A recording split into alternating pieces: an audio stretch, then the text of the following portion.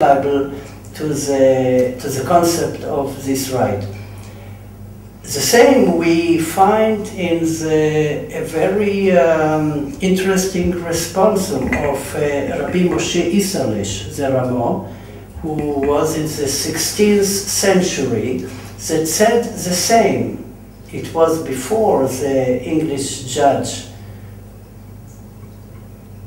gave his decision. He said the same, that this is the source, the biblical verse is the source of the right of a man to be heard. Here we may find a biblical law or a biblical story this is a basic for a very modern concept today in the law, as an example of how ideas are translated to actual laws in our society. There's a wonderful analogy given by the psychologist Viktor Frankl, who wrote Man's Search for Meaning. He's the author of a school of, if everybody knows, school of psychology called logotherapy. And he spoke about how it is in art we have what's called the phenomenon of perspectives. All of the lines where you look at a railway track.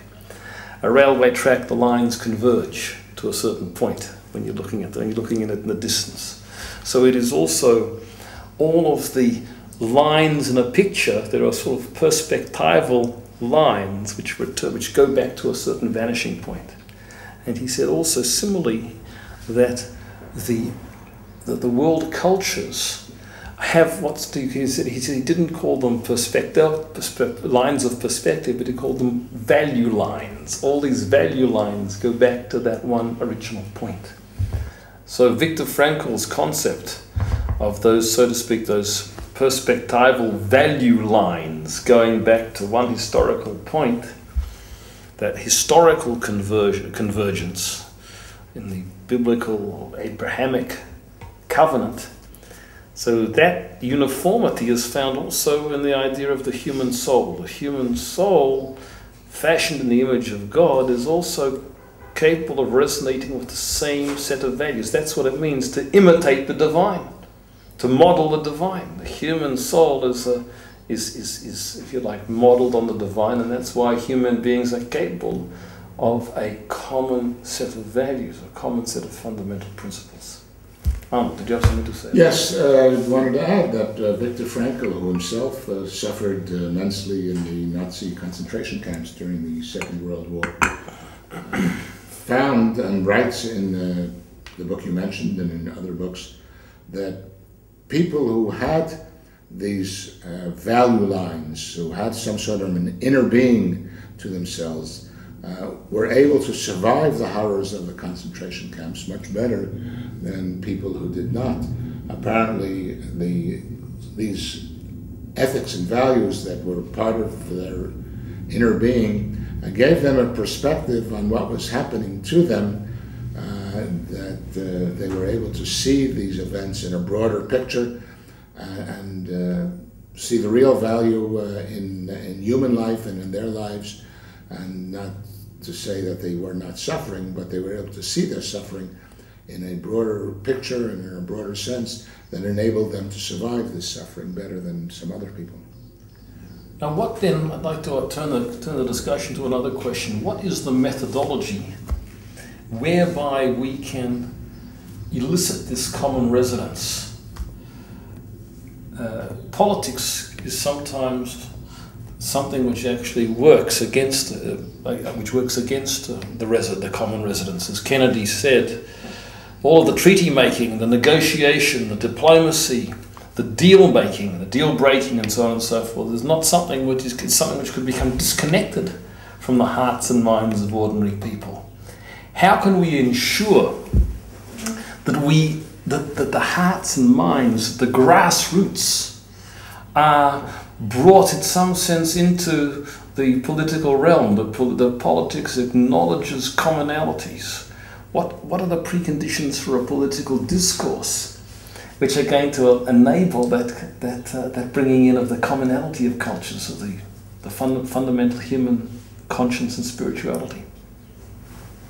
I will say that to let them understand that if their goal is to bring peace, this is a way, as you mentioned, this is a way how to achieve, to arrive this goal. And to let them understand that if we shall adopt, we in a broad meaning of the society, will adopt the concept of morals and the understanding between people, then we go along and we should succeed to achieve this goal. Have you experienced any, in practical terms, how it is one might be able to elicit consensus? Well, I would go back to my academic foundations and say that education is the tool. And here I would stress two things. One, really, we've spoken about before, in the schools, value education and the like in the school system, and the importance of starting early. The other would be conferences, as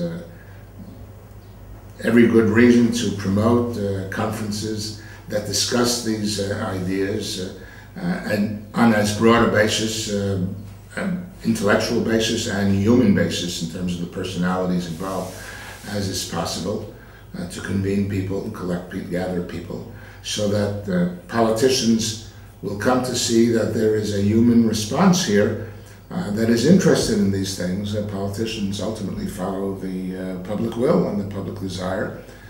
And if we can generate a public will and a public desire in this sphere, then it will ultimately have influence on the political leaders as well. I can certainly confirm that is a tremendous importance in education of children. Of course, letting people who have already grown up get together and examine their common humanity, their common conscience, that is an extremely important thing. But the education of children is of enormous importance. And unfortunately, what we found was that whilst on the one hand governments were conscious of the importance of value education, they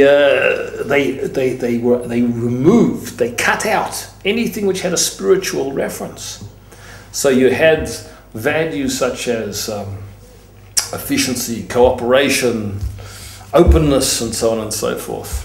A whole set of values which ultimately could accommodate values which are also not very wholesome ultimately. You can be honest, and you can be open, and you can be efficient, and you can be cooperative, but you could be honest, operative, and cooperative and efficient in the service of not good values as well. Values ultimately are concrete. They tell us how to behave. And the religious traditions which stem from the Noahide laws, and which can, if you like, eventually be, through common discussion, be focused back upon the detail of the Noahide laws, tell us how to behave, how we should conduct ourselves in concrete circumstances, concrete values. That you shouldn't steal, that you shouldn't kill, that you shouldn't engage in forbidden relationships. There's something, we have lost a certain concreteness, which is what values are ultimately all about. And this is something which, if you like, we need a collective return to those values which, if you which look to us like dictates, but they are in fact dictates of conscience, dictates of spiritual traditions. So I think that one thing is definitely going to motivate society to do this is the terrible spectre of social breakdown.